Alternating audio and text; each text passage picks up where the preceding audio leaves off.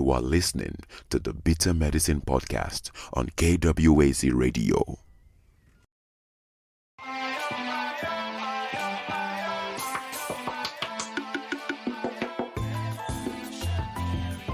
Welcome to the Bitter Medicine Podcast, where it's all about Black empowerment. Our show focuses on Black news and entertainment, arts, science, economics, history, people, and strategies that uplift, empower, and motivate Africans within the diaspora. And now, your host, whose favorite color is black, Goku.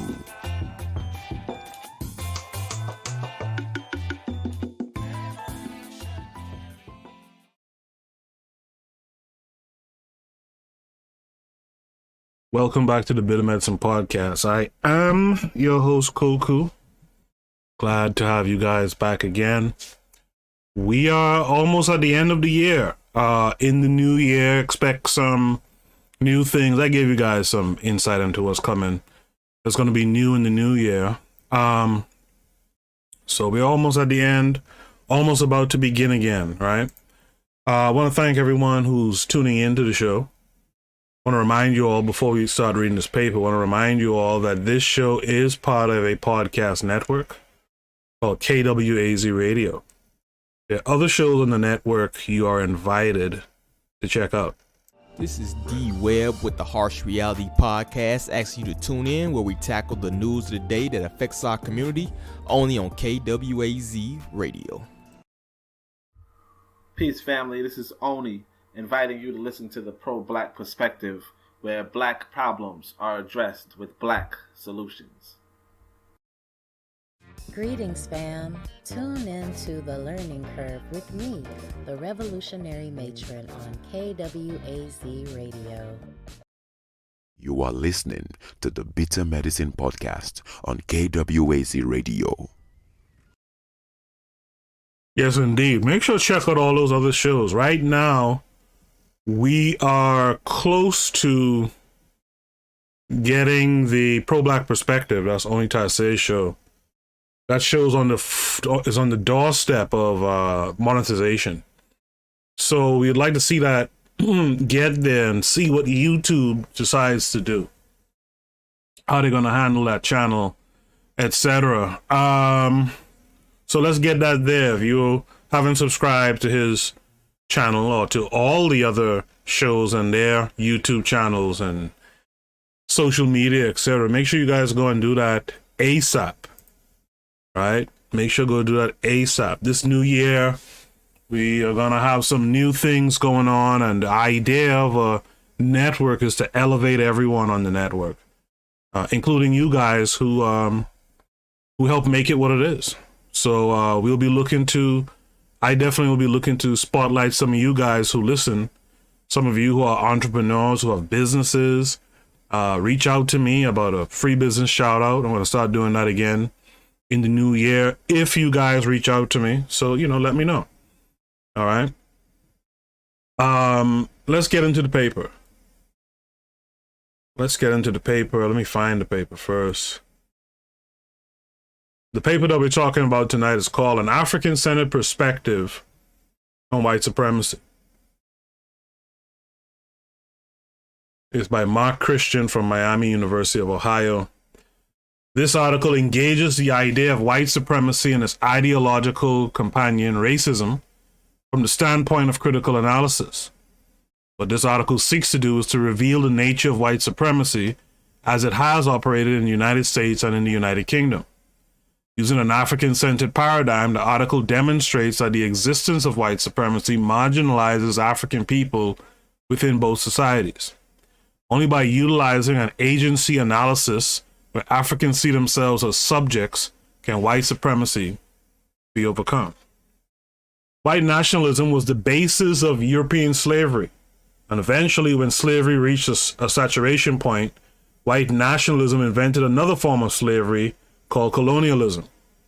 And after colonialism, they computerized colonialism into a form of racism. That's Dr. John Henrik Clarke. Throughout the last 4.5 centuries, racism and white supremacy have continually threatened the existence of African people before, during, and after enslavement. These threats have forced Africans to modify their beliefs, thoughts, and behavior in order to survive on a planet where they are regarded as third world people. Those who now claim to be members of first world are actually latecomers to the human family. That's Browder. Both John Henry Clarke and Anthony Browder conceptualized the domination of white Europeans over peoples of African descent, their particular focus within a historical frame of reference. For both these African-centered scholars, white supremacy is inextricably interwoven with the notion and practice of white racism.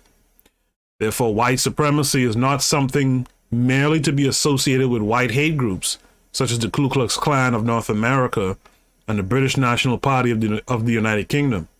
On the contrary, white supremacy manifests in the social, economic, political, and cultural history of European expansion and the development of the New World. It is a history and experience that has a lifespan of more than 5 centuries. At the dawn of a new millennium, it can be confidently stated that the world continues to be largely maintained by various forms of white supremacy. So that's the thing. There's an interesting point being made in here too. A lot of black folks, Black equals African folks, focus on what folks will call racism. And they focus on stuff like, well, you know, they call me the N-word. They discriminated against me because of my hair, and, you know, all those different types of things that you typically hear. But the reality of it is that the terminology, even white supremacy, can be problematic. And I say it from time to time because I think it has a more sinister sound than nationalism, right? Because there is a sinister element to it. You could be nationalist and just leave other folks alone. But there's a sinister thing to it. So, but even supremacy is a little bit problematic for people because some people internalize that as whites are superior. Some white folks hear it and internalize that as whites are superior. But the actuality is that white folks are just trying to protect their nationhood. They're trying not to sink or be sunk by other groups with that potential to do it. And that's our group. And the reality is, when we talk about white nationalism, to counteract that, you have to have black nationalism. In order to do that, you have to be thinking and working and achieving things like a nation. Right? You have to have some type of power base, some type of nationhood, and that's what black folks are understanding. Instead, black folks are caught up on, you know, some name that these folks want to call you. The name that they call you really doesn't matter. As a matter of fact, when you have a nation, right, when you have a Black equals African nation, what name do you think they're going to call you? You think when you have this powerful black nation, Black equals African nation, you think they're going to stop calling you the N-word? They're going to have all kind of other names for you. You can't let the names and all that kind of stuff trip you up. What's important to understand, it's not about the groups like the Ku Klux Klan. Me personally, I've never seen a Klan member up close, as far as I know. In other words, I've never seen a dude in a white robe and a hood up close. Never. But I see the effects of white nationalism in the job interview. In housing, in policing.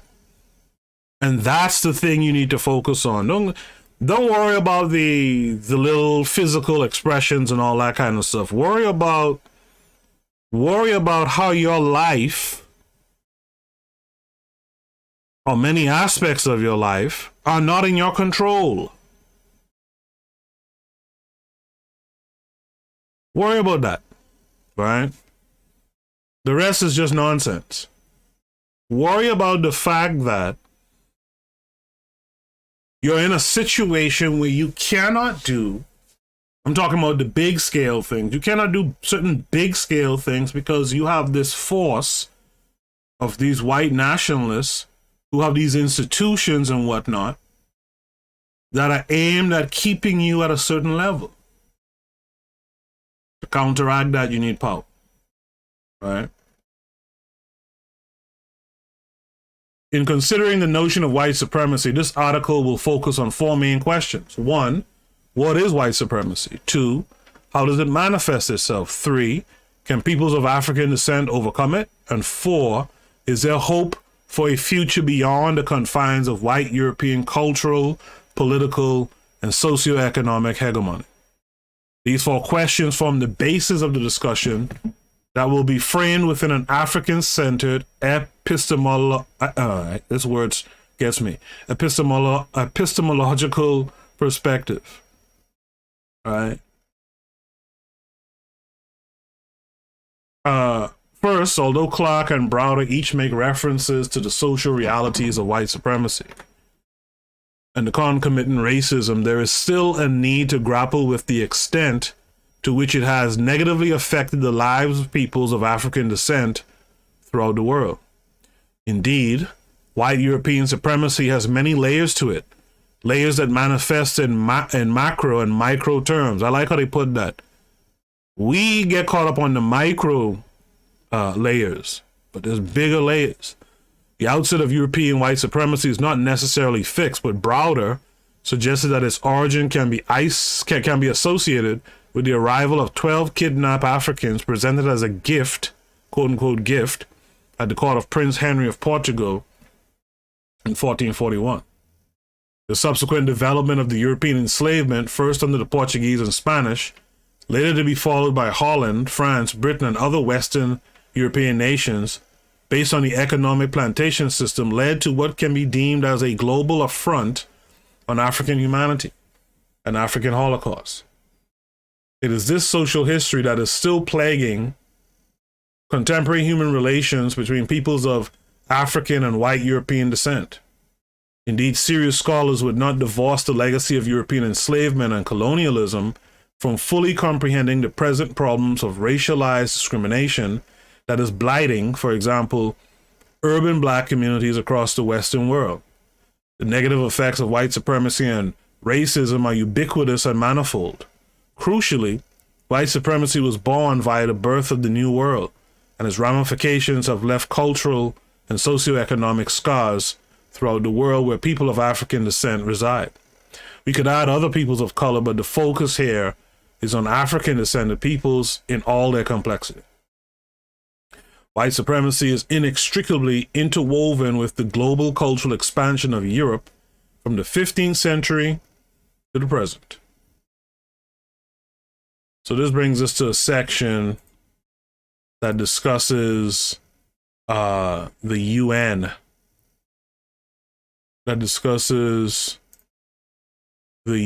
the United Nations Conference Against Racism, August 31st to September 7th, 2001. This one I remember well, as I was supposed to attend and didn't. I remember this one well. I see we have BB Rodriguez in the chat saying good evening, sir. Peace to you, BB Rodriguez. BB Rodriguez has been sending me a lot of articles and news clippings, and I appreciate every one of them. Even though I didn't respond to some of them in return, just know that I got them and I appreciate them. Lucas Ferreira saying, what's up, brother? Peace to you, Lucas. Everything is good with me. How are you? All right.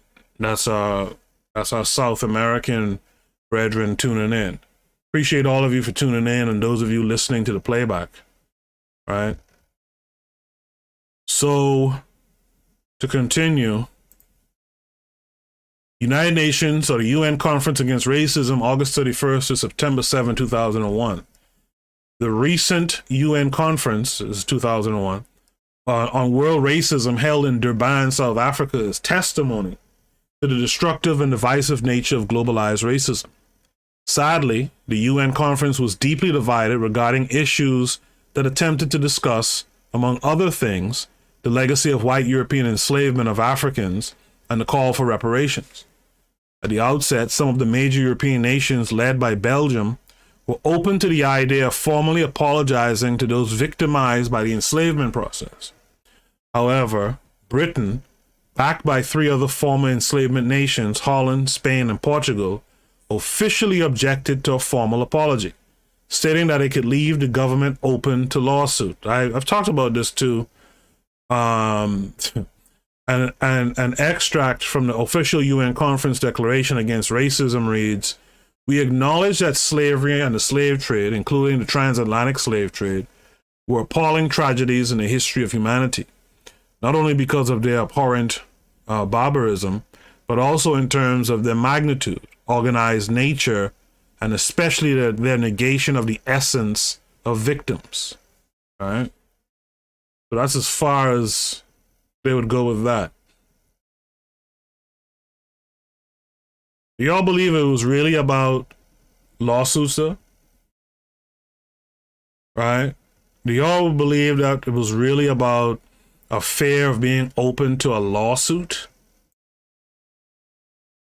Although European nations, led by the United Kingdom, did not yield to individually apologizing for their respective involvement in the enslavement process, mainly due to avoiding being criminalized, there is still an indirect acknowledgement to its devastating effect on African peoples and her descendants. This can be considered as progress, however small, given the many decades of official denial. Indeed, historical amnesia in regard to European racism that went hand in hand with enslavement has been a regular companion in the debate for African reparations. We will return to the reparations debate from an African-centered perspective in more detail below.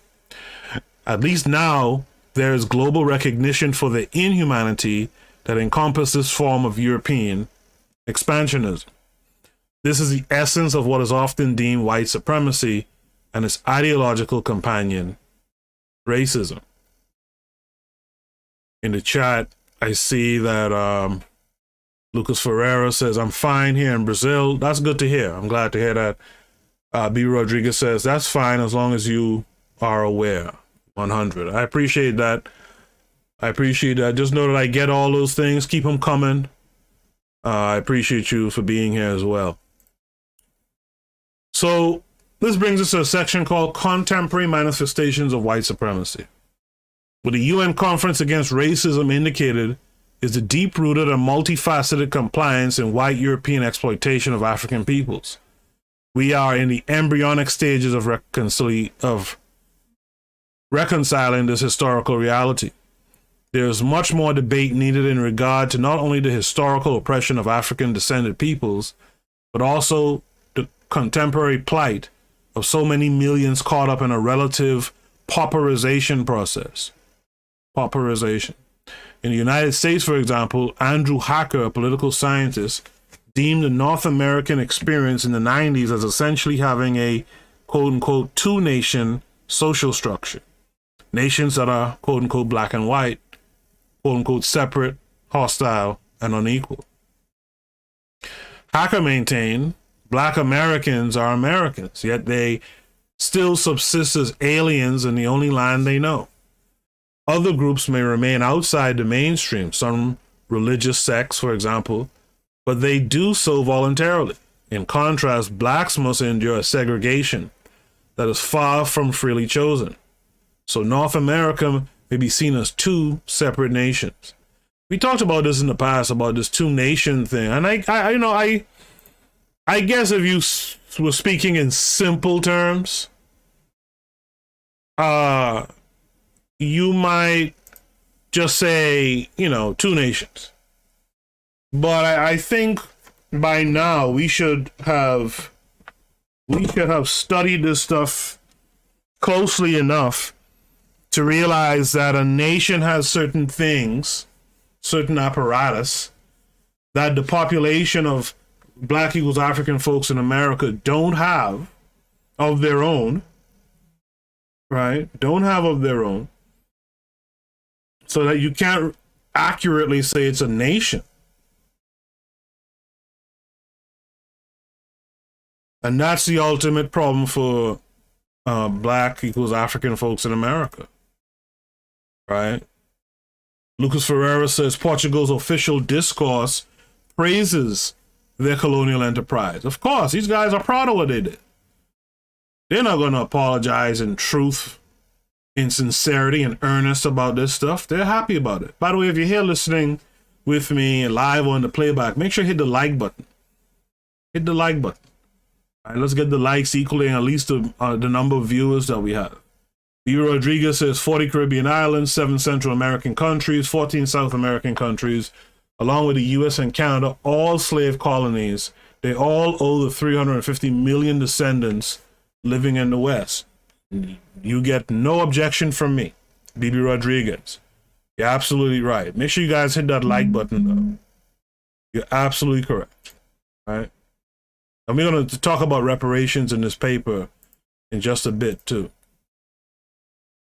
Again, the endemic reality and longevity of racialized discrimination are apparent. Although the condition of any social group is usually more than complex, there is ample evidence that African Americans have faced and continue to face the legacy of enslavement. Along with Hacker, but in a socioeconomic and cultural sense, Randall Robinson in 2000 poignantly surveyed the contemporary African American experience that is rooted in historical oppression. He says North America's socioeconomic gaps between the races remain like the aged redwoods rooted in a forest floor, going nowhere. Seen but not disturbed, simulating infinity, normalcy, static. High infant mortality, low income, high unemployment. By the way, is that high infant mortality that people don't seem to grasp? That's why the number of blacks is still the same like it was in the 60s, right? Low income, right? What does low income mean? Low income means that you can't flourish. You can't have as many children as you probably would like to. High unemployment, right? Substandard education, capital incapacity, insurmountable credit barriers, high morbidity, right? Below average lifespan. I mean, these are why your numbers are not growing. Overrepresentation in prison and on death row. Each cause and or a consequence of a disabling poverty of means and spirit that has shackled all too many entire black family trees since the Emancipation Proclamation, as if the painful fates had been painted onto some antebellum canvas that had dried mean during slavery. Modern observers now look at the canvas as if its subjects were to be forever fixed in a foreordained inequality. Of the many reasons for this inequality, chief, of course, is the seemingly virus of de facto discrimination that continues to poison relations between races at all levels. Robinson's assessment of the contemporary African American experience leaves one in no doubt about the seriousness of the current plight facing mainly urban-based blacks. Even the African Americans who find themselves in a middle-class status are not immune to the realities of white supremacy and racism. Studies continue to show that there is a correlation between being of African descent and middle class and suffering racialized discrimination. Indeed, those African Americans fortunate to have a middle-class standard of living are usually achieving materially in spite of racialized discrimination. This attests to the spirit of African American resistance rather than the absence of racism in their everyday lives. This brings us to a section about Liverpool, England, and their legacy of racism. Let's see, we have KW Don 7 here. Peace to KW Don 7. Lucas Ferreira says permanent. I'm not sure what that word is. Lucas Ferreira says, okay, pension for slavery crimes. Okay, permanent pension for slavery crimes. Okay. All right, piece of KW Dawn 7. To continue with the reading. Drop a 1 if you guys can hear me. Drop a 1 if you can hear me, and if you like the paper so far. So, Liverpool, England, and the legacy of racism. Along with the African American experience, there are many other examples of African diaspora communities grappling with the legacy of white supremacy. Liverpool, England offers one such case. Due to the city's involvement in the enslavement of Africans, it grew rich and became a major player in the development of the plantation economies in the Caribbean and North America. That is, specifically in the trafficking and distribution of enslaved Africans, in the exploitation of African labor for the production of raw materials, and in the development of industries and commerce directly connected to ships that carried enslaved Africans to their destinations in the world. The city of Liverpool could not have grown into prosperity without its central involvement in the enslavement of Africans. Here's a question I have for you guys who are listening to me either live or in the playback. Without the Ma'afa, without transatlantic slavery, what do you think things would look like, or what would things have looked like without that ever happening? If Africa was able to protect its borders and protect its people successfully against this invader, this kidnapper, this criminal,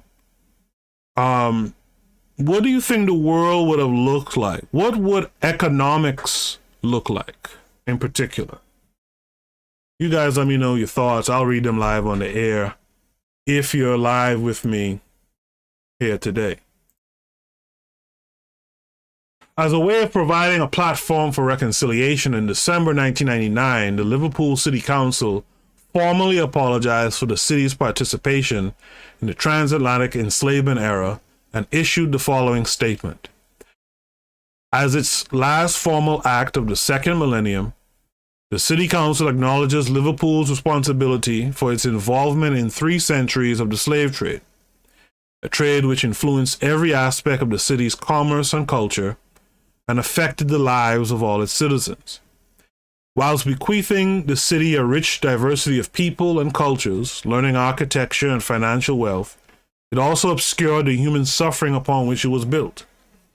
The untold misery which was caused has left a legacy which affects Black people in Liverpool today. On behalf of the city council expresses its shame and remorse for the city's role in this trade in human misery. The city council makes an unreserved apology for its involvement in the slave trade and the continual effects of slavery on Liverpool's Black community.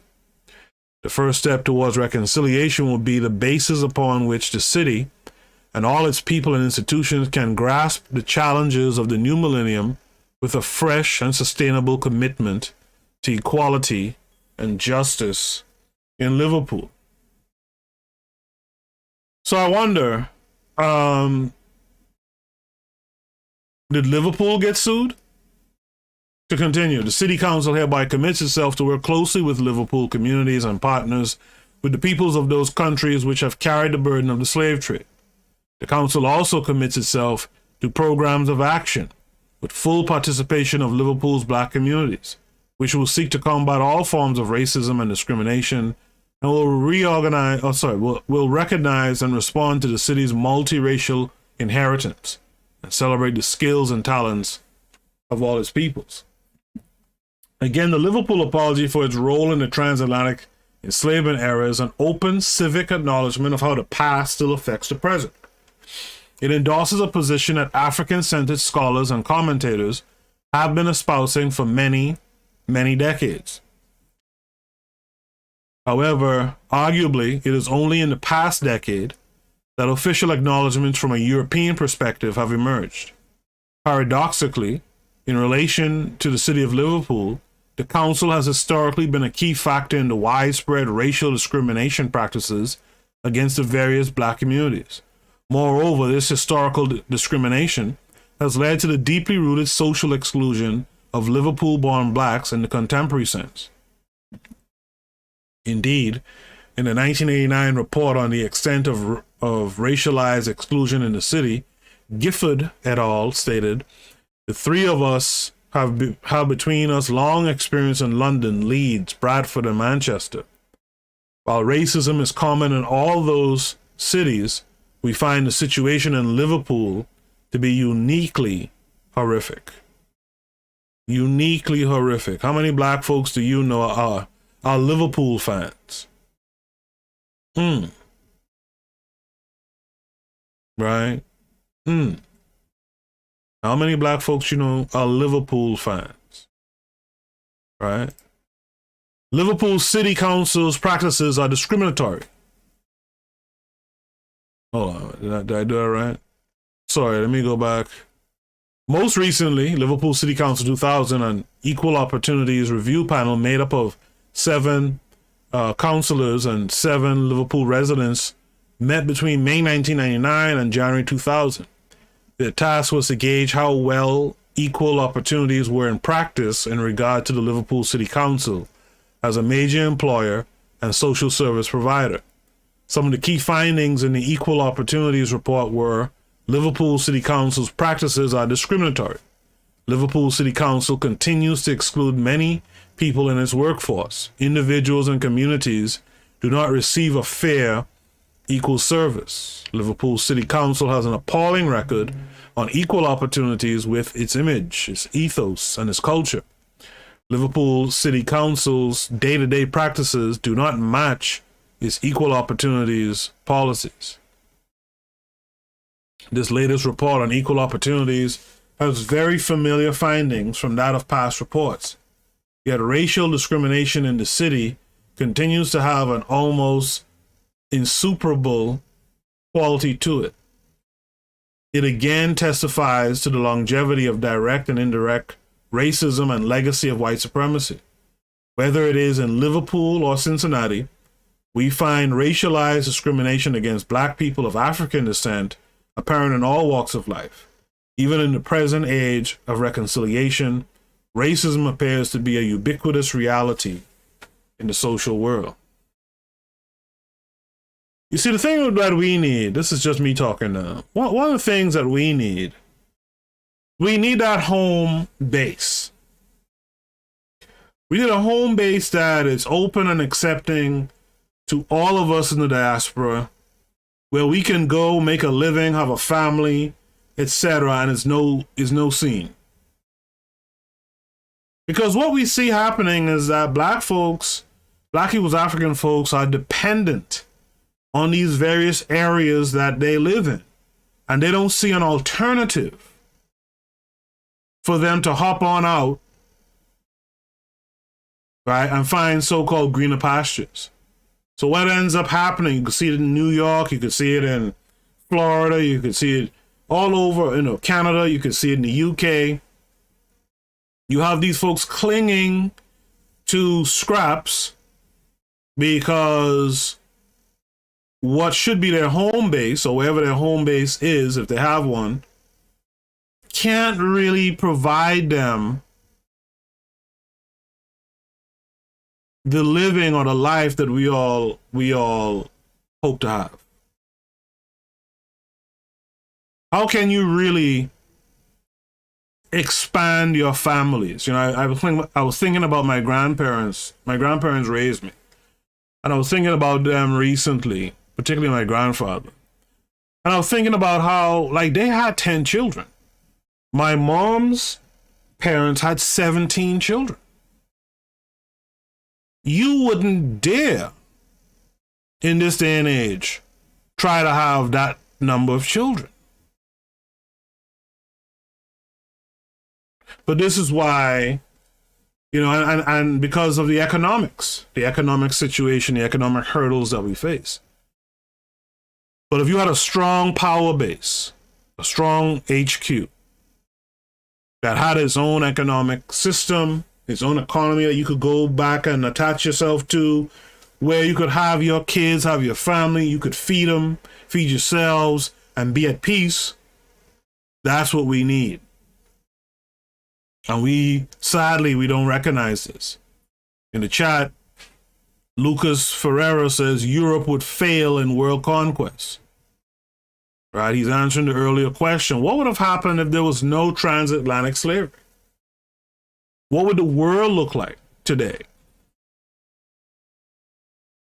Baby Rodriguez says Liverpool, the key brokers of transatlantic slave trade, where they commissioned the shipbuilders. Yeah, that's how they got over. You know? That's how they got over. Mr. Untouchable is here. Mr. Untouchable said birth control was non-existent back then. LOL. I mean, that's a fact too. You know, there was always the pull-out method, but you're right, there was no birth control. But back then, even though it might have been rough, and my grandparents had it rough, my father and them had it rough, you know, and I grew up with them, and it was rough too. You still could have had your family. You might have to have done some stuff where the older ones had to take care of the younger ones at a point, and at some point the younger ones had to work and donate their monies so the older one can get the education that they need to be able to be productive, so to speak. You know, that's strategies that I grew up understanding. You know? So in the States, when people wonder, well, how are we still 13% of the population? These are the reasons why. You don't have a home base where you can go and live peacefully and build families and make more strong Africans. This situation that we're in is not ideal for that. But every one of us can work towards making it more ideal. This brings us to a section of the paper called White Privilege in White Minds and Education. White privilege in white minds and education. Interestingly, in line with the current white apology perspectives, a number of mainstream studies have emerged in the past decade that focus primarily on the meaning of white privilege. What is particularly interesting about these studies is that they collectively speak about the day-to-day subtle realities of white privilege. However, collectively, these studies fail to specifically consider the legacy of white European intellectual racism. Although this relatively novel interrogation of white privilege is commendable and useful, it still does not go far enough in highlighting the way in which it has, for example, affected the production of knowledge in higher educational institutions in the Western world. What is more, there is little critical dialogue relating to the continued manipulation of minds, the ultimate benefit of white privilege and European cultural hegemony. This is a major oversight within the literature covering white privilege, and it is an oversight that ought to be considered more thoroughly by the predominantly white scholars producing this research. I don't understand why folks think white scholars are going to produce research that benefits Black equals African people.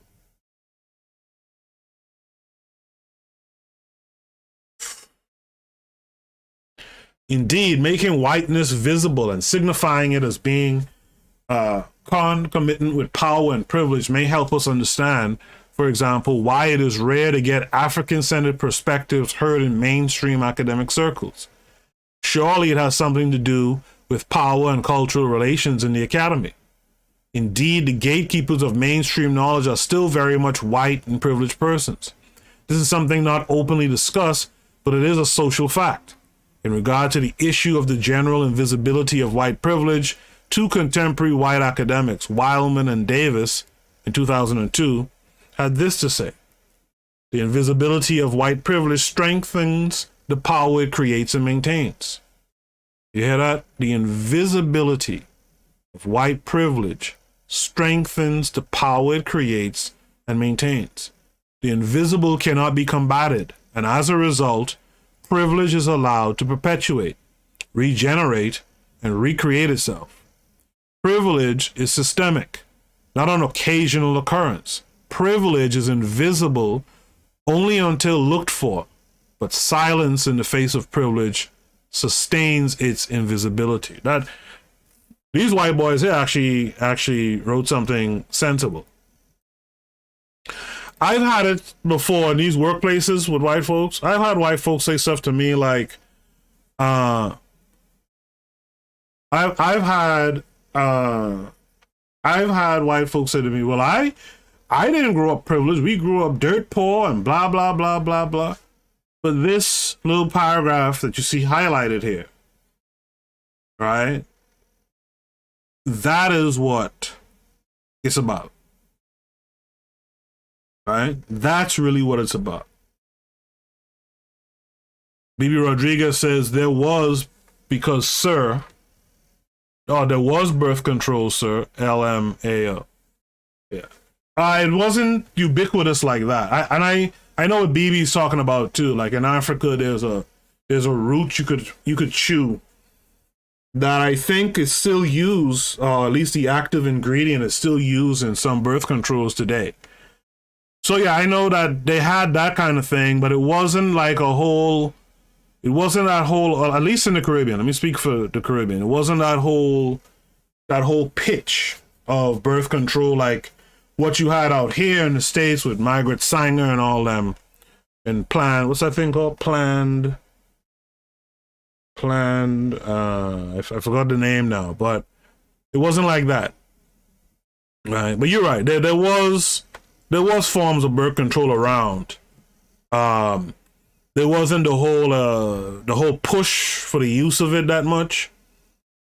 Planned Parenthood. That's the group I was trying to remember. Right. Wildman and Davis in 2002 raised an important point related to how white privilege is invisible to those who do not look for it. The main theme in our discussion relates to the importance of African agency through the concept of African-centeredness. Often, those who had privilege fail to comprehend why those on the receiving end of it may protest about not having their share of cultural space. With this relatively new discussion surrounding white privilege developing more and more in the academy, it is only a matter of time before those who are blind to it will begin to see what the academics, Wildman and Davis, pointed out in regard to their privilege of being white professionals in the academy. Generally, whites think of racism as voluntary, intentional conduct done by horrible others. Whites spend a lot of time trying to convince ourselves and each other that we are not racist. A big step would be for whites to admit that we are racist and then to consider what to do about it. Just to go back to that birth control thing, I'm old enough to I can tell you, I'm old enough to know that that like all this birth control you have out here now where you could run to Target and buy a Plan B and all that stuff, all these abortion clinics around and stuff. Even when I was a young man, it wasn't all that around. And it was costly for a young woman to go and get the birth control pills and that round thing. Like, it was costly. And a lot of young women didn't want to have to get it through their parents' health, whatever. Because, it was costly firsthand, and then to go through your parents, well, now your parents know what you're out here doing. Right? It was around, but there were barriers to it as well. Even in my lifetime, I can tell you for a fact, there wasn't all this birth control and all this stuff around. Like, it was there, but it wasn't easy for women to necessarily get at one time. KW Don says there's no such thing as white privilege, only white power. Well, power is what gives them the privilege, right? But I agree with how you put it. It's white power, and that power affords them certain privileges. Lucas Ferreira correctly finished my thought. He said it was family planning. That's the term I was trying to remember. To continue. It may suggest above that these authors were actually alluding to themselves as being consciously racist, but this would be wrong, and one would miss the crucial nuance in their contention. So let me just read what they said one more time. Generally, whites think of racism as voluntary, intentional conduct done by horrible others. Whites spend a lot of time trying to convince ourselves and each other that we are not racist. A big step would be for whites to admit that they are racist and then to consider what to do about it. And I'll say this too, black folks, Black equals Africans folks, spend a lot of time trying to explain away this voluntary,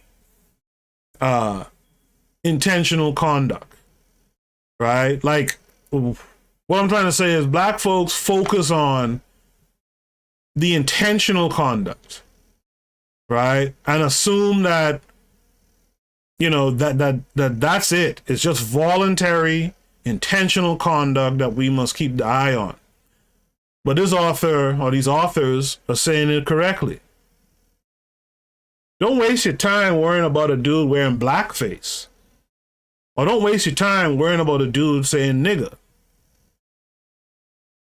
Spend your time, right, first of all, acknowledging that they're all racist, and then asking yourselves, what are we going to do about it? They have their assignment, we have ours. You see, this is the thing. We get in an uproar every year. Halloween or something comes along, some jackass white boy, wore some shit in blackface, right? And we get all up in arms about it. What we need to get up in arms about more is that he has the power, and with that, the privilege to wear that blackface bullshit. And we really can't do nothing about it except talk about it, right? We have to get into the understanding that that they're all racist. They're all practicing white power. What are we going to do about it? What are we going to do about it? In the chat, Mr. Untouchable says, I had the kind of parents who thought if you ready to screw, you ready to get married. So we had nothing to discuss about birth control. That's absolutely correct. You know, if you're old enough, you know to yourself, you know what's what. These young folks today who have the ability to pick up free prophylactics, and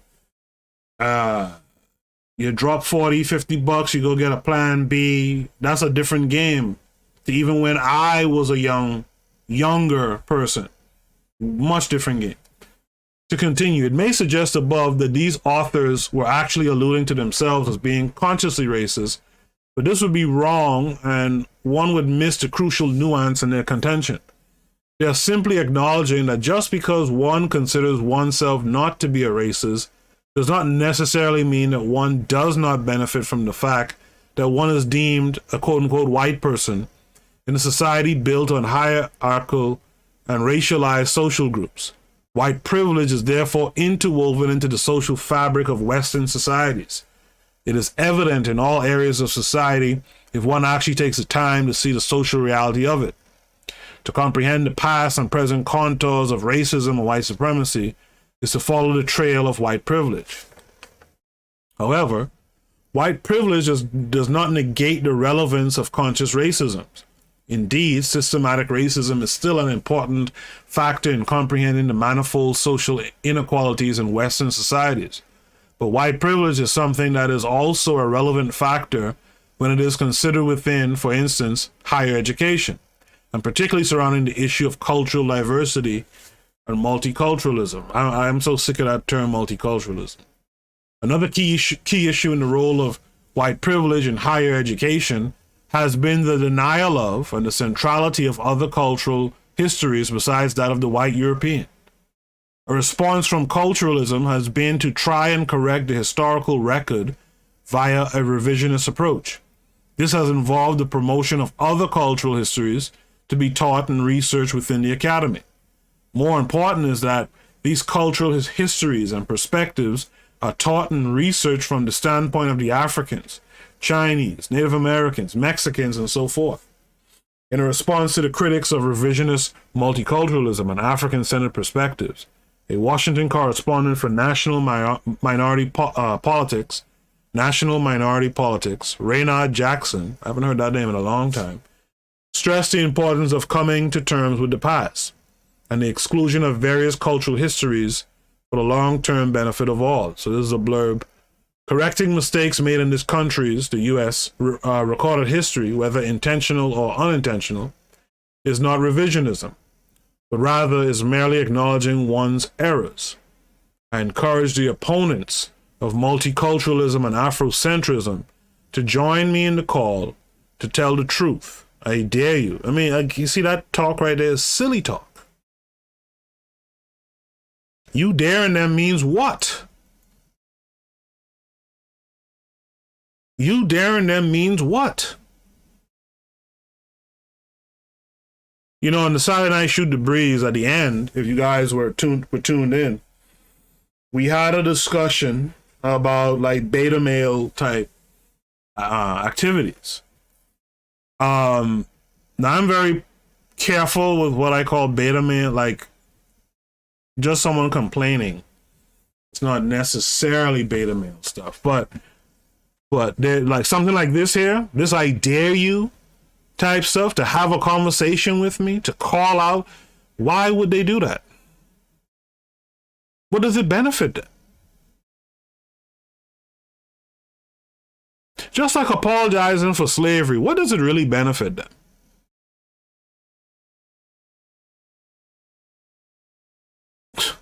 You gotta white privilege is certainly helping to unmask the hidden layers of power inherent in the interaction between designated white European cultures and the various Black, African, Asian, and Hispanic cultures in the United States.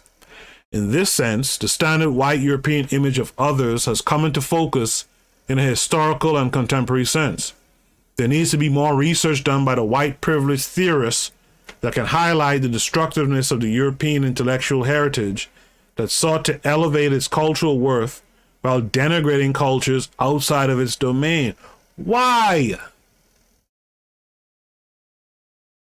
Why would they care?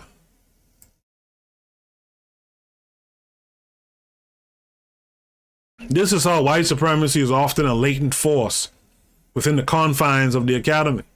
Latent in the sense that it appears on the surface to offer a liberal, broad range approach, but often concealed as a Eurocentric frame of reference for everything worth studying. Why would they do that? You see, the time we spend, and then this includes the academics too. The time we spend thinking we could change the hearts of these savages. The time we spend thinking we could change the hearts, if they see our suffering, we can change their heart. This was the MLK stuff. This is what I talked about the other night. You went down by a bridge for them to cut your ass, to go back tomorrow and get your ass cut again. As opposed to stepping back and saying, hey, what are we going to do? What are we going to do? We see what's up. We see what they do in the education system, for example. Why don't we create our own education system, our own institutions? Teach our children, our people, what we need to be able to ascend, right, from under the boots of this oppressor.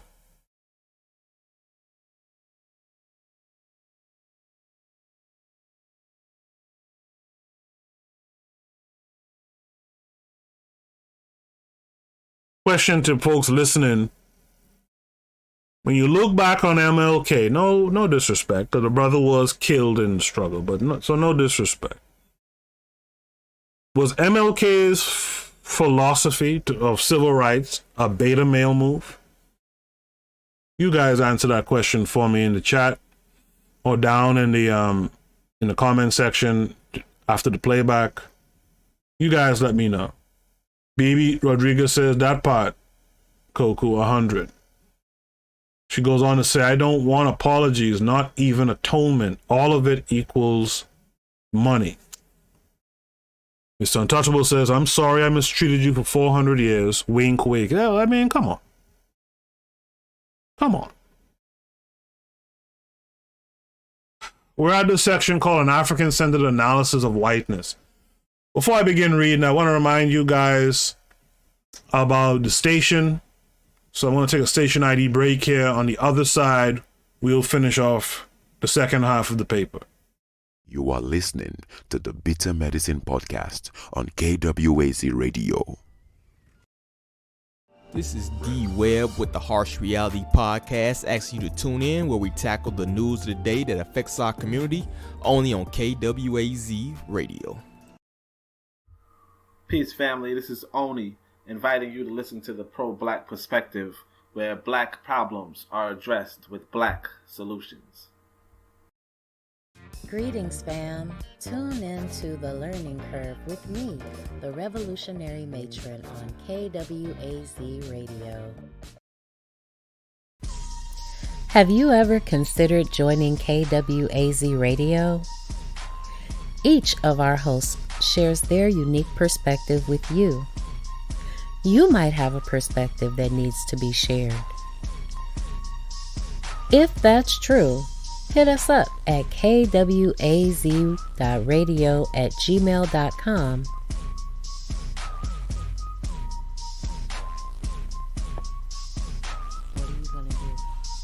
What are you gonna do? What you gonna do?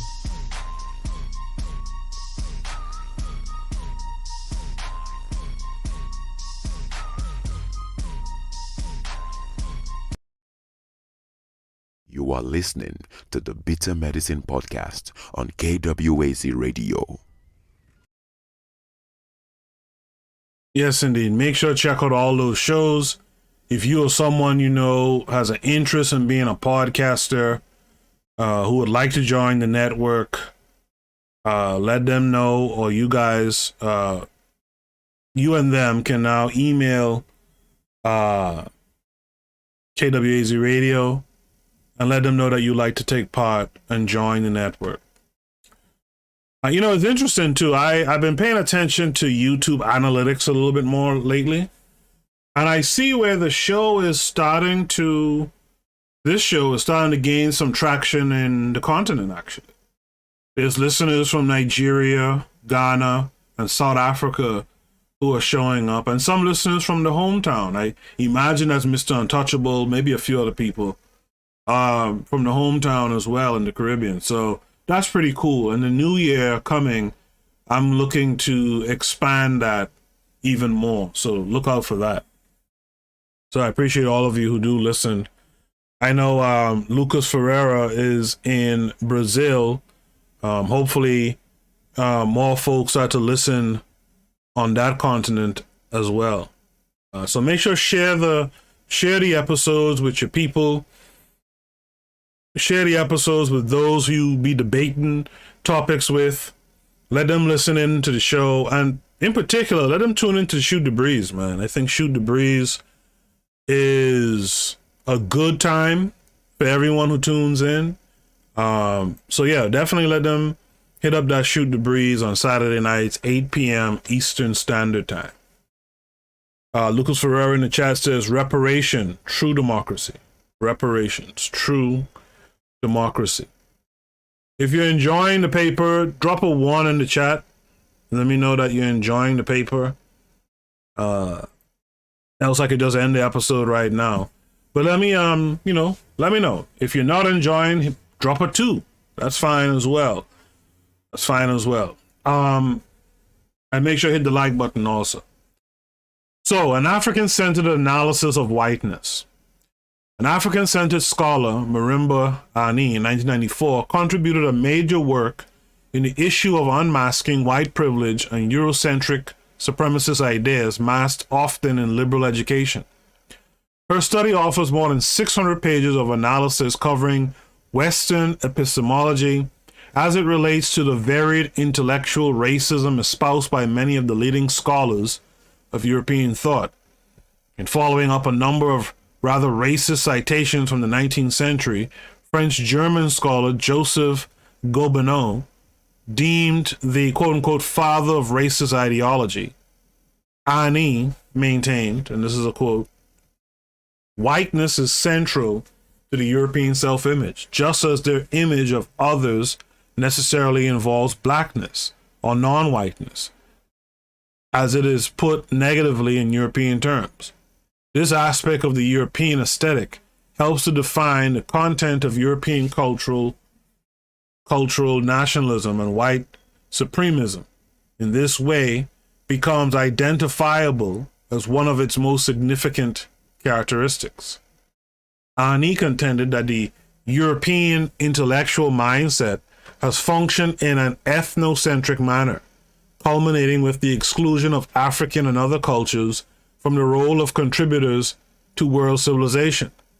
For her, the white European intellectual narrative has ingrained within it the notion of white supremacy. Ani viewed this as a false idea, yet one that had devastating consequences for African-descended peoples in particular. Molefi Asante, shout out to Molefi Asante, also recognized the consequences of white racism via intellectual discourse that failed to give peoples of African descent and other non-Africans their place at the table of contributors to world civilization. Even white writers, such as Peter Fryer, extensively have delved into the legacy of British/European intellectual racism. Fryer poignantly states, long after the material conditions that originally gave rise to racist ideology had disappeared, these dead ideas went on gripping the minds of the living. They led to various kinds of racist behavior on the part of many white people in Britain, including white people in authority. Regardless of the volumes of works available on race and ethnicity that clearly indicate the longevity of racist thought and practice, there continues to be a great amount of denial on behalf of the power structures to effectively deal with the cancer of racism that blights the lives of so many in so many societies across the globe. In short, all indicators point to the social fact that racism is alive and kicking in most societies and most Western institutions. Sadly, it seems that as a societal disease, racial intolerance will continue to be a problem for the 21st century or the Christian era. As such, those on the receiving end of it will no doubt continue to resist racism in all its various forms, from the subtle to the brutal. So again, my thing is that you spend your time talking about racism, right? You spend your time talking about and reacting to racism. What we don't realize is that's so problematic, that you spending your time talking about and reacting to these acts of racism, that you don't recognize that in between you and what's really going on is that white racism. But what's really going on the other side of that? Folks have power. Folks have their nations and interconnected. And it's not to say that all of their nations get along, but they get along when it matters. They get along when it matters. Why aren't we getting along when it matters? BB Rodriguez gave me a 1. I appreciate that, BB. Following the instructions, I like it. Mr. Untouchable says, wouldn't complete reparations be placing you back in the position you were in before the actual harm was done? What would that look like? Wouldn't that place you back on the continent? Wouldn't that place you back on the continent? Well, I don't see the problem with being back on the continent to begin with, right? Me personally, but reparations ain't coming. So that's really a non-factor, and that's another part of the problem. We're focused on these things that aren't going to happen. Listen, if they didn't want to give an apology for quote unquote fear of being sued or whatever, they're not giving you money. Lucas Ferreira, says Antonin Furman wrote a response for Gobineau book, a black Haitian thinker. Oh, that's interesting. I have to look that up. Thanks for that. I'll have to remember to look that up after the show. I appreciate that piece of information. So we're at this section called The Psychology of White Supremacy. We're going to talk about Bobby Wright for a second, Francis Cress Welsing. If you guys never read Bobby Wright's seminal work, Carl Hezekiah and I did it when we used to have the Bitter Medicine Book Club. We did a book review of that book, and a lot of people found that book review very helpful. Very helpful. B.B. Rodriguez asked me an interesting question, and the name is Koku, by the way. Right? The name is Koku. BB asks, Koku, so it's fair to give illegals $450K? You know what's the problem in that question, BB Rodriguez? The word fair. The word fair. I'm going to tell you something, and I heard this from one of these white nationalists, Richard Spencer. These guys don't believe in fair, and neither should you. These guys don't believe in fair, and neither should you. Fair is a loser's position. This goes back to Side Night Shoot the Breeze, I guess. But this is something I talked about a long time ago. Fair is a loser's position. Right? Who asks for fairness? Right? The person without. Go back to your days as being a kid, and you know, who's stomping their feet, screaming about being fair is the person without. Right? Essentially trying to guilt the person with to give up some of what they have. That's not really how this world, at least the way it's been created, so to speak. This reality that we live in. BB Rodriguez says, "Pardon me." No, it's okay. It's not a everyday name that you hear, but Koku, right? We shouldn't be looking for fair. You know, I have kids, right? And I teach my kids this too. Years ago, I remember my kids, they were little kids, and they were in school, and they had like some project in school, but not all the kids chipped into the project or something. And one of my sons got pissed off and decided, what did he do? He decided he wasn't doing anything because some people ain't doing nothing. And I told him, listen. He said it's not fair. I said, listen. That's how the world works. You don't worry about fair. You know what you worry about? You worry about keeping it close. You understand what I'm saying? You worry about in other words, you don't let yourself be exploited. Today may be his day, where he gets the majority. Tomorrow will be mine, though. And that's how we gotta look at it. There's no such thing as fair.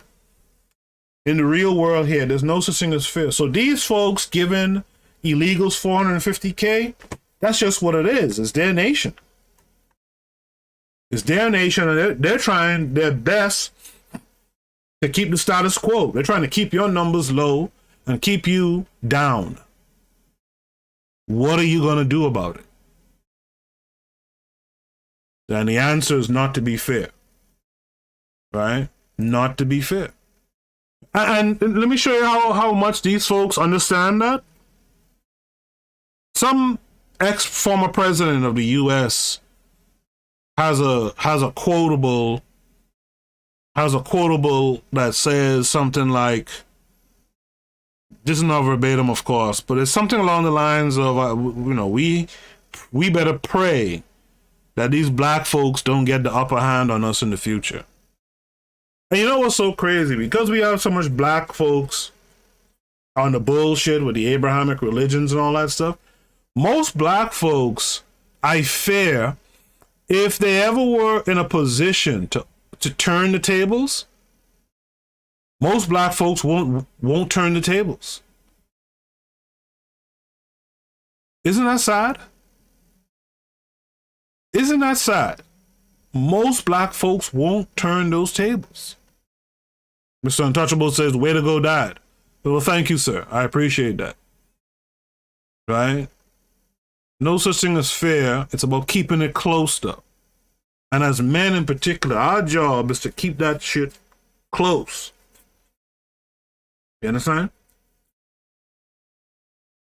Yeah, that's a fear that I have, that at some point in the future, we'll get our shit together, and when we're supposed to deal the final blow to make sure that this shit never happens again, we'll have our own folks holding back the blade. That's a scary thought. And all because y'all want to be fair. Y'all want to take the high road. We got to fix that. We got to fix that mentality before it's too late. This brings us to a part of the paper called The Psychology of White Supremacy. African-centered psychologists such as the late W.E.B and Francis Cress Welsing focus on the psychology of white supremacy. To put it another way, they attempted to more fully understand the illogical behavior and inhumanness associated with white racism. Bobby Wright was particularly forthright in his analysis of collective white European behavior in relation to peoples of color. In a radical critique of historical white European cultural behavior, he maintained that black people of African descent are in mortal danger. In polemical style, Wright contended that white European behavior toward black people is akin to the psychopath. A crucial aspect in his analysis related to the historical denial to accept at times the overtly oppressive behavior of white European power structures toward peoples of color. Wright stated, psychopaths' inability to accept blame, inability to learn from previous experience can be easily proven. They never accept blame for blacks' environmental conditions, which are clearly the result of white oppression. On the contrary, blacks are held responsible for the deterioration of their communities, even though all of the property is white controlled, right? Again, we at this stage in the game, we shouldn't be, we have all this information. We know this. This is why when they talk about, some shit goes down and black folks have to protest and riot, and folks will say, look at them tearing down their communities. They don't own that shit. Now, I get it. They live there. You shouldn't tear up where you live. Go by and this is the shit that I don't like. Go by these other folks' side of town and tear that shit up.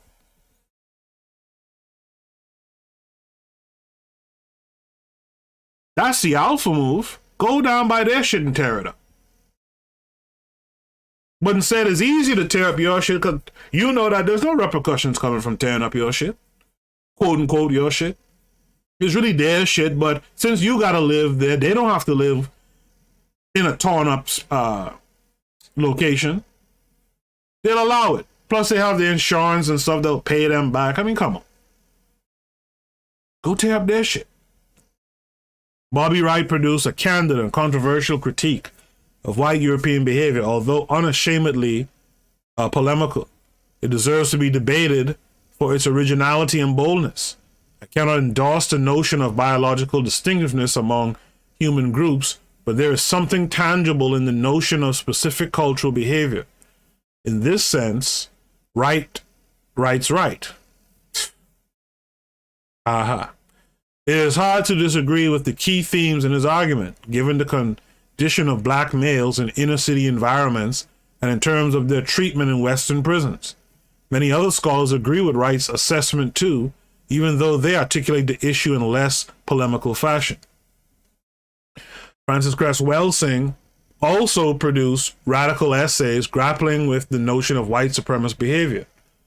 As with Wright, Welsing turned the key tenet of white supremacy on its head, which espoused the notion of black inferiority, to contend that the behavior of white supremacists is related fundamentally to a fear of their global numerical minority status. For Welsing, this was the reason people of color were largely excluded from positions of power through the Western world. Welsing stated, the difficulty whites have in according non-white socio-political and economic equality within the white supremacy structure stems neither from a moral issue nor from political or economic need, but from the fundamental sense of their own unequal condition in regard to their numerical inadequacy and color deficiency. They can compensate for their color inadequacy only by placing themselves in socially superior positions. I don't know if I agree with that per se, but I get where she's coming from. Albeit controversial, this analysis referred to the idea of a latent fear of extinction, creating a normallessness in the behavior of many white people in positions of power. This, in turn, engenders either a passive or overtly aggressive and often abnormal behavior toward peoples of color. Both Wright and Welsing approach white supremacy as a behavioral inadequacy. How far-fetched is such an idea? Can it be argued that the overall practice and legacy of white supremacy has been a positive good for humanity?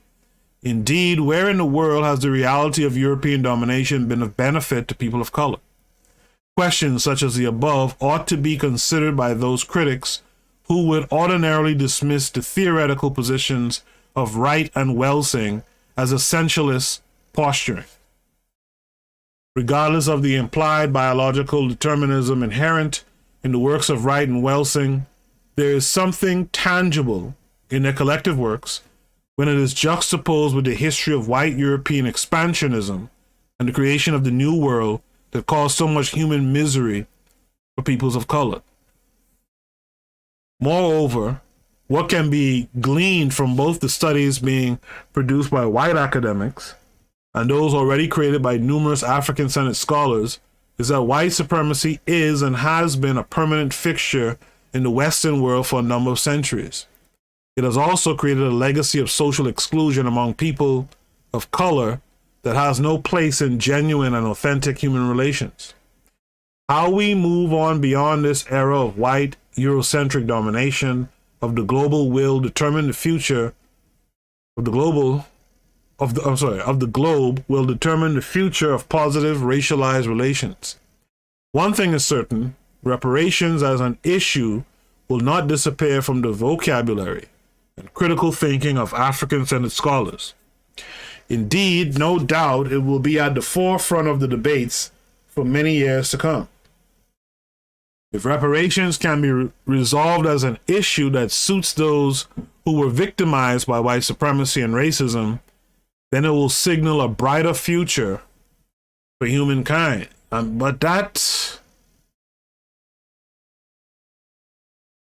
So I think one of the things we really suffer from is hope. We suffer from hope because we have the wrong hope in mind. We hope that people will do better and be better around us and with us. That's not going to happen. They have their positions because of the ill treatment of Africans. And that's just the bottom line of it. And they're not going to give that up to make you feel better. We're too much into this feel-good stuff. This is why we don't do the work that we need to do, because the work that we need to do is not feel-good work. It's the work that you have to lower your head, grind it out. It's grueling. It's not easy. It requires much thought, much organization, much hands-on doing. So a lot of us as a people, rather just sit down and hope that someone will have a change of heart. Someone or some peoples will change their mind and will change the situation for us. We got to get off of that. There's no hope for that shit. The only hope, if there is any hope, the only hope there is you get up off your ass and do it for yourself. And clearly it's not going to be easy. I think of Amilcar Cabral and all that work he did in his country to understand the environment, understand the land. If land is freedom, you need to understand that land. And he put in all this work. And who from that country has taken up that work? Who else is doing that work? Only time I say from the pro-black perspective is in the new year working on this black nation project, I guess you could call it, where he's going through each nation that's considered like a black nation or where black people are and trying to capture key statistics. You know what's so sad about that? Because he mentioned like you have to do web scraping and all this kind of input the data mine. You know what's so sad about that? You think these white folks don't have that information on you? On your country? But who's doing it for us? Why aren't we involved in these things? Because we hope that we don't have to do the work ultimately. That's really what the hope is. The hope is that I hope I don't have to do this on my own. And the reality of it is you're going to have to do it on your own, within your own people group. Right? Shout out to the revolutionary matron. Right? To continue. African reparations is this next section. At the heart of the recent UN Conference on World Racism was the issue of African reparations. The United States chose to leave the conference prematurely due to inter alia not supporting the contentious debate on domestic enslavement reparations. Yet how can there be a conference on world racism that does not consider the effects and legacy of the European enslavement era? It does not make sense to anyone connected to black communities to logically ignore such a vital issue. At bottom, the reparations debate is arguably the major issue of concern for black communities globally. One can ignore it and deny it, but it will not go away. It is now on the agenda of black communities in a global sense. The suffering of African people has gone on for too long without adequately dealing with the negative and deep-rooted effect that enslavement, colonialism, and neocolonialism have had on the peoples across the African continent and its African diaspora. Until this issue is resolved, there will continue to be vociferous protests. There is much that needs to be considered regarding the debate on African reparations. There is still a need to gather facts that will strengthen the argument for reparations. This is more hope talk. For example, it is not widely known that when the British abolished enslavement in the Caribbean colonies between 1834 and 1838, that the plantation proprietors were given a compensation package that amounted to 20 million in English sterling.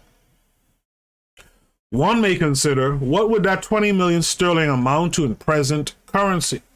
Many, many millions of dollars, I can assure you. Interestingly, it is important to note that the emancipated enslaved Africans of the Caribbean received not a penny in compensation in 1838. Facts such as this coincide with the U.S. government's unfulfilled promise of 40 acres and a mule to be awarded to African Americans at the end of the U.S. enslavement era in 1865. Taking into account just these two historical facts, it seems likely that the struggle for reparations will grow rather than diminish. Regardless of the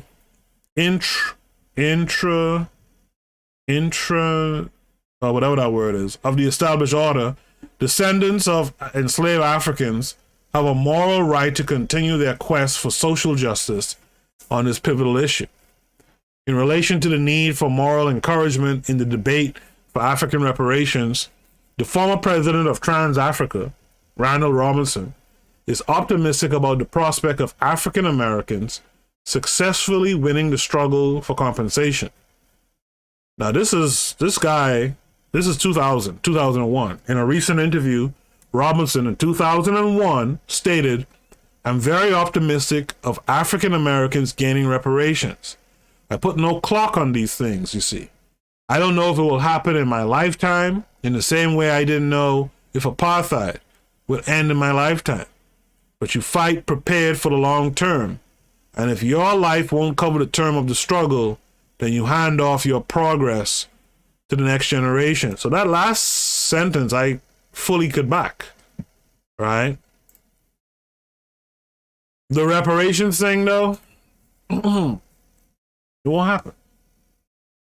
And instead of putting all these resources and think tanks together for it, why not put those resources, and in those resources, I'm talking human capital as well, put that energies into figuring out a way that is completely self-determinist, right?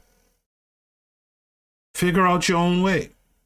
Randall Robinson espoused an optimism that has aided the survival of African Americans throughout their history in fighting the forces of racism and discrimination.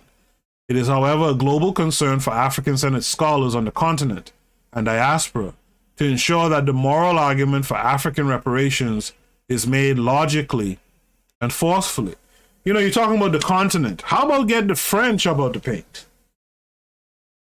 How about get the French up out the paint, right? Who create your curriculum, not all of Africa, but, you know, French, Francophone Africa.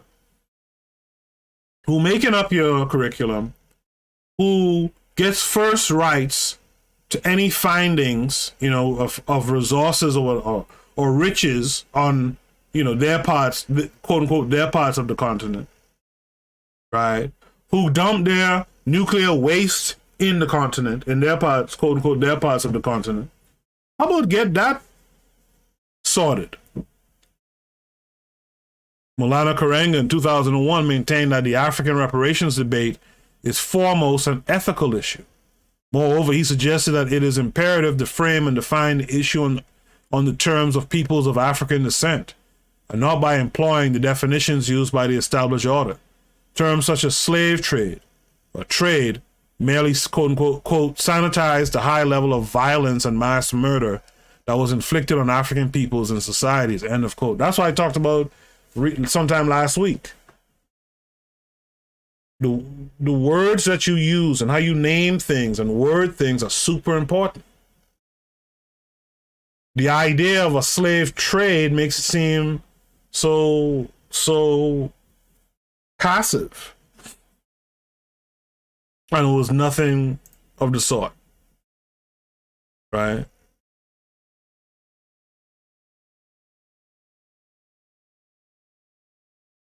Karenga rightly contended that if the issue of reparations is to be won, it must be on the ethical grounds that what has occurred to peoples of African descent amounts to a holocaust of enslavement, and its legacy is profoundly limiting the life experiences of many millions of Africans around the world. Without carefully defining this important debate on the terms and conditions that relate to Africans, it will be a lost cause. That is, peoples of African descent should keep the debate centered within their worldview, and this will not be achieved using the terms and conditions set by the established order. Brings us to the conclusion of the paper. Hope you guys enjoyed the reading. Hope you guys enjoyed the reading, and I hope if you did enjoy the reading, I hope you share it with people around you. I don't want to be your little best kept secret, right? Share the information. So here's the conclusion. We need to understand further the depth and breadth of white supremacy and its ideological companion racism. Just as an aside here, the reparations thing doesn't address white nationalism. Reparations, the argument for reparations doesn't address white nationalism. And that's the thing. You got to go hard body against their power structure by creating your own power structure. Reparations, to me, in a sense, kind of solidifies white nationalism, because white nationalism, a big part of that component of white nationalism is paternalism. That's just more paternalism. Look at the Native Americans. Groups of them were given reparations, but do you know that they never fully got the reparations that were supposedly given to them? Do you know that it was held in some trust, and the palefaces determined how much they would get out of this trust and how they were to use it?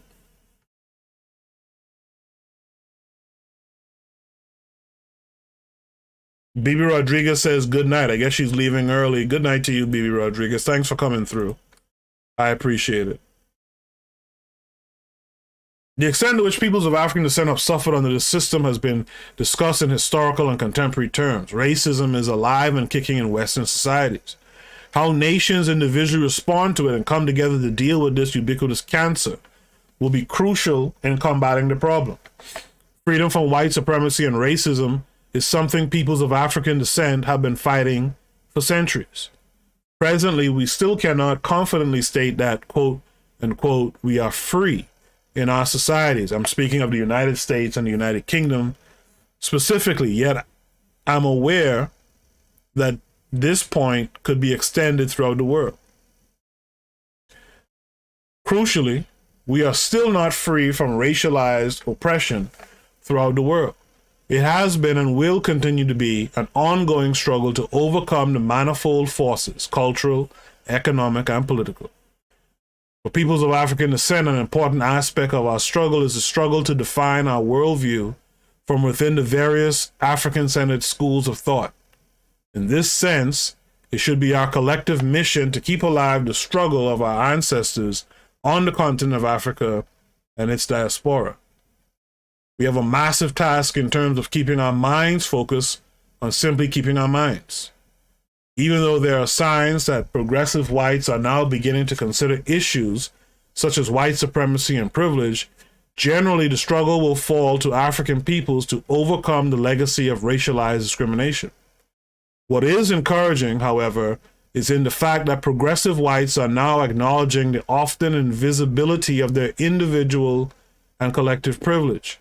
With continued research and debate, this will prove to be a productive exercise. I doubt it. African-centered scholars would no doubt spearhead the reparations debate. There is still much research to do and facts to marshal in order to strengthen what is already arguably the strongest case on the world stage for reparations. By framing the debate within Karenga's suggested ethics of the Holocaust of enslavement, it will further strengthen the moral argument and eliminate the opportunity to sanitize this horrific historical crime against humanity. Most important, white supremacy or privilege still prevails throughout the world. Sadly, the recent UN conference, again, this is from 2001, suggests that the established order will not yield to the benefit of humankind. You see, you did all this talking to come right back to that point. Yet that should not deter those who are committed to social justice.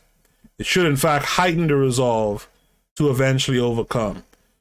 I think we're committed to too much social justice, and we just need to be committed to making something happen for ourselves. That's the end of the paper. I hope you guys got something from it.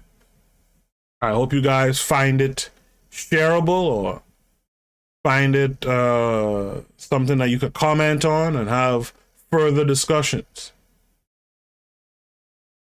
I will be back on Thursday, right here on this channel. We'll do a live stream on Thursday.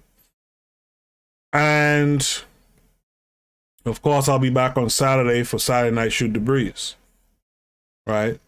Barring some unforeseen incident. I appreciate all of you for being here and supporting the channel.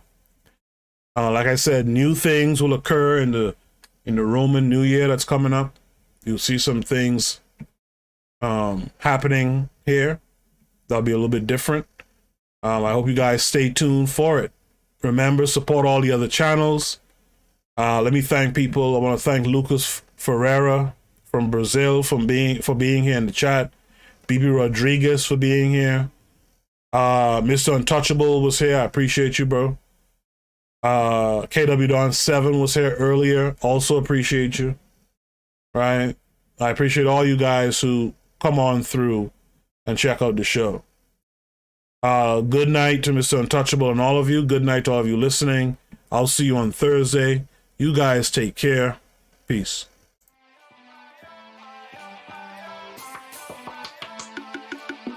Thanks for listening to the Bitter Medicine Podcast with your host, Koku. If you like what you just heard, we hope you pass along our web address, bittermedicineblogs.com, to your friends and colleagues, and share our show to all your social media. Be sure to check out our archive section on our website for previous podcasts. This has been a KWAZ radio production. Join us next time for another session of the Bitter Medicine Podcast. Follow us on Facebook at Bitter Medicine Show, Twitter, Bitter Meds, Tumblr, Bitter Meds, Instagram, Bitter Medicine.